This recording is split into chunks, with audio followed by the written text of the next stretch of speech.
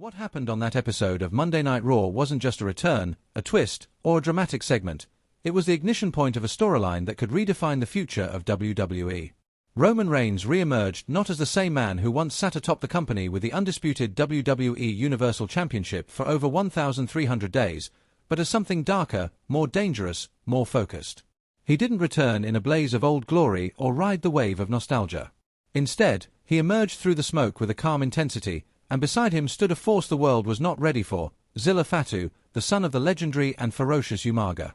This wasn't just a power move, it was a declaration of intent, a warning shot, and a beginning of something far greater than a faction. It was the first chapter of what some are now calling the Cold Line, a cold, calculating evolution of everything the Bloodline was and everything the Shield represented, stripped of emotion, stripped of family drama, and rebuilt with brutal focus and unwavering purpose. Let's rewind to understand the weight of that moment. Roman Reigns had disappeared after the catastrophic betrayal at WrestleMania 41, where he was dethroned in a match that wasn't just physically grueling but emotionally devastating. The triple threat pitted him against his former Shield brother Seth Rollins and the ever-controversial CM Punk. On paper, it was a battle of icons, but behind the scenes, it was something much deeper. Roman wasn't just fighting to keep his championship. He was fighting to maintain the empire he had built since 2020, the Bloodline, a dynasty built on dominance, loyalty, fear, and psychological warfare. But that empire was sabotaged from within. Paul Heyman, his advisor, his strategist, his so-called wise man, betrayed him in front of millions. Heyman aligned with Rollins mid-match, sliding a steel chair to the architect, giving him the final advantage that shattered Roman's legacy and ended his record-setting title run. The shock was immediate. Fans were stunned. Roman was defeated. But the true damage was psychological. He wasn't just out-wrestled. He was outmaneuvered, betrayed by the man who had stood by him for years. And then, silence.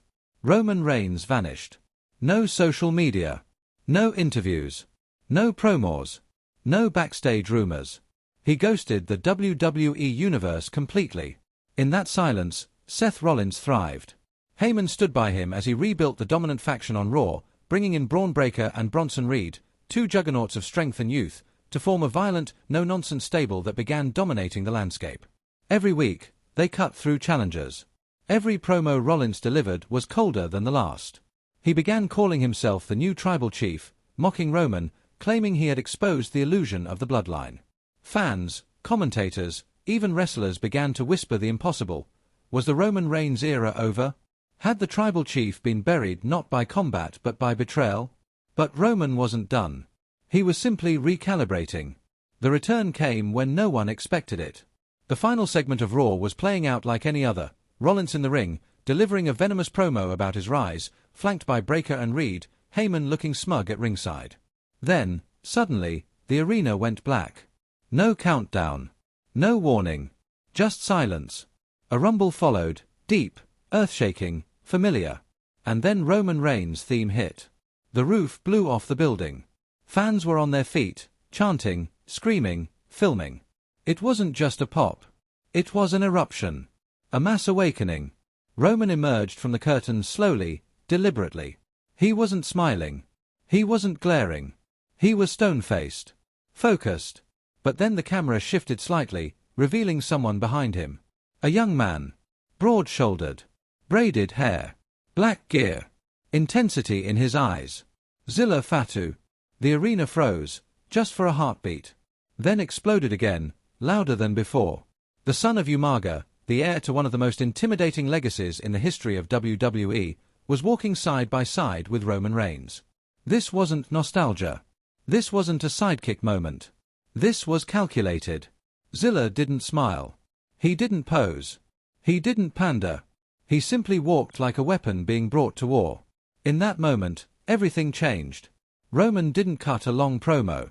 He didn't call for acknowledgement. He said a few words that hit harder than any monologue. You thought you could bury me?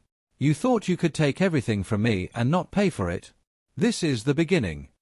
Then he dropped the mic, and Raw went off the air with no outro music. Just the roaring of a crowd that had just witnessed the rebirth of a warlord. Social media exploded. Zilla Fatu trended within minutes. Shield 2.0 lit up Reddit. YouTube clips hit millions of views before dawn. Wrestling podcasts scrambled to make sense of what they had seen. Was this a new faction? A new Shield? A bloodline reboot? Or was this something more terrifying, a military-like strategic alliance designed to destroy Seth Rollins piece by piece? And then came the questions. Why Zilla? Why now? Why didn't Roman come back with Jey, Jimmy, or Solo? What does it mean that his first ally isn't from the broken bloodline, but from Umaga's legacy? And then the most important question of all, what does this mean for Paul Heyman? Because Roman didn't just lose a title at WrestleMania. He lost a kingdom. And now he's rebuilding it from the ashes. But this time, without the emotion, without the family politics. This time, it's all about power. Zilla Fatu isn't just another debut. Here's a message. Here's the first piece of a larger plan. And his journey to this moment only makes him more dangerous. He didn't come from WWE's development system. He didn't arrive with fanfare. He came up hard, through personal loss, real-life consequences, and a redemption arc that's as real as it gets. He trained under Booker T's reality of wrestling, earning respect for his raw ability and intense demeanor. He speaks sparingly but deliberately. He's not interested in promos. He's interested in results. And now he's walking beside Roman Reigns. Insiders believe Roman has more names in mind. Jey Uso is a wildcard, estranged, angry, unpredictable. If Roman brings him back, it's not for sentiment. It's for strategy. Then there's Hikuleo, the 6 feet 8 inches monster from NJPW. A silent destroyer who could become the faction's nuclear option. Naomi's name is circulating again. She's been away long enough to return with impact. She's bloodline by marriage, and if she joins, the women's division will be flipped upside down. And Tamina, long overlooked, might finally get her due.